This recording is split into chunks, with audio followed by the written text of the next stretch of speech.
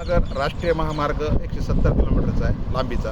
याची किंमत जी आहे ती जवळपास 895 कोटी रुपये याची किंमत आहे.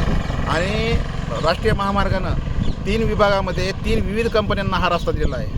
रस्ता खरं म्हणलं तर 3 वर्षामध्ये कंप्लीट बंदरकारक असतानासुद्धा गेल्या 5-6 वर्षापासून हा रस्ता रखडलेला आहे. बऱ्याच ठिकाणी रस्त्यावरचे दुभाजक असतील, नाल्या असतील किंवा पुलं असतील याची कामं अर्धवट आहेत. आणि आपण या ठिकाणी पाहतो की मांजरसुंबा ते पिंपळा दहागुड्या दरम्यान SPM कंपनीद्वारे करण्यात आलेला हा रस्ता येळम घाटपाशी या ठिकाणी मोठ्या प्रमाणावर भेगा पडलेल्या आहेत.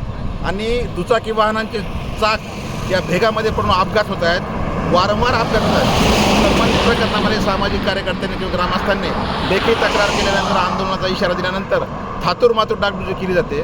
आपण पाहिलं की याच वेळी याच रस्त्यावर सिमेंटच्या रस्त्यावर भेगा पडला असताना केवळ डांबर टाकूनसुद्धा ते बुजवण्याचं थातूर काम केलेलं आहे. त्यामुळे संबंधित प्रकरणी SPM कंपनी जी आहे जी दर्जेदार जी कामं करत नाही आहे त्यांना काळ्या यादीत टाकण्यात यावे.